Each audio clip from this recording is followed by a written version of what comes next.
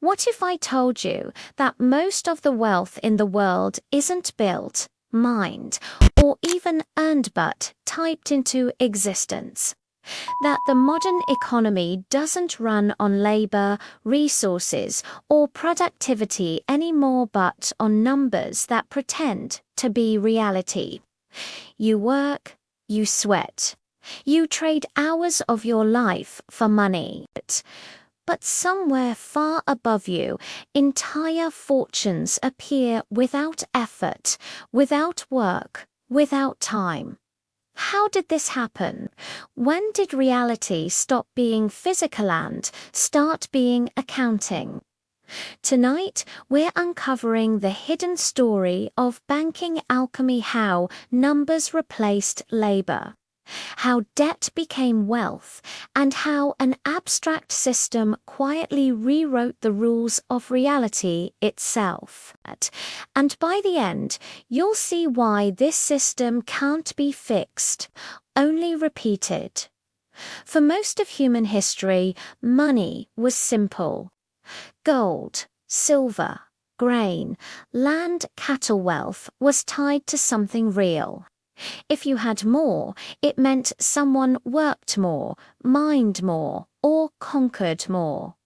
Even early banks weren't magical. They were storage vaults. Goldsmiths held metal. Receipts represented metal.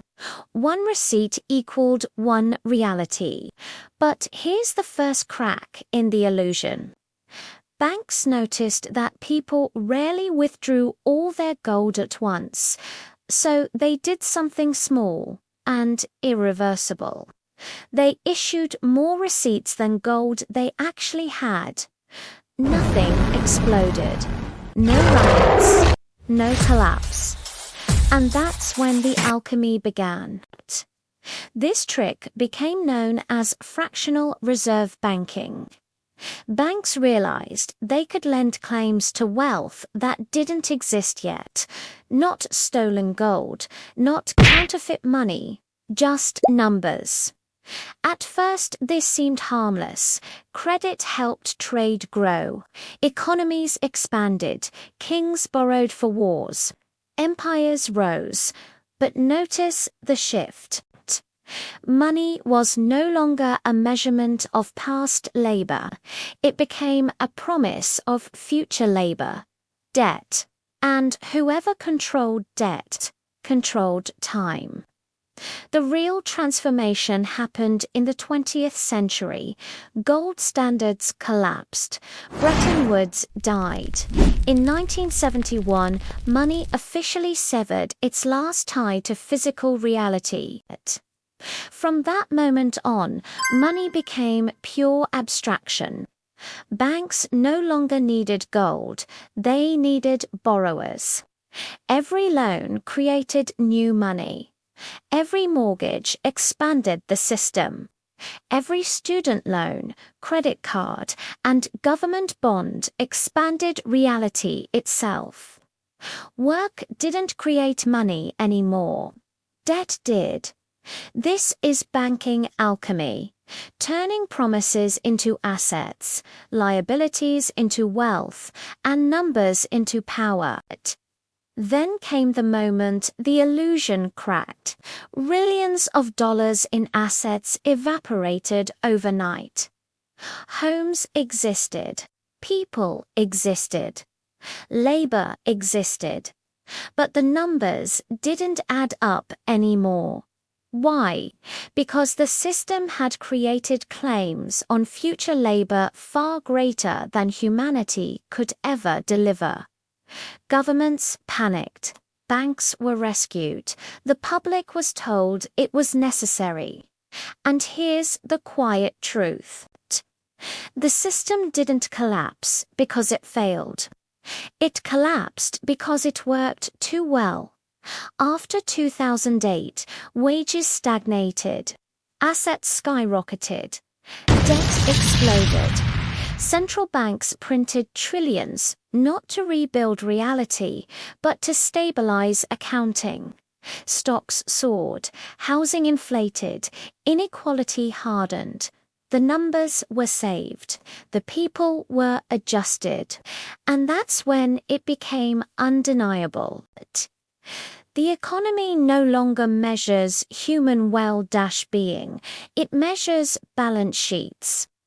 Every solution followed the same pattern: lower interest rates, quantitative easing, debt forgiveness proposals that never fully arrive. But none of these address the core problem.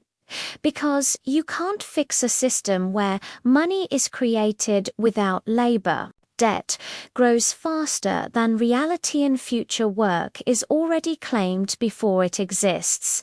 You can only delay the reckoning.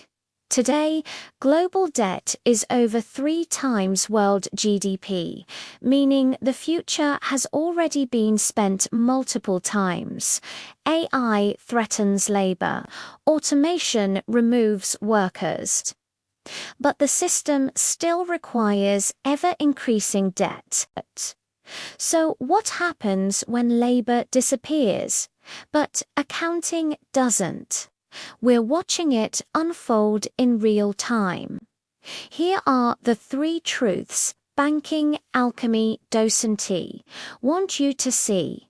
Money no longer represents work, it represents control over future work.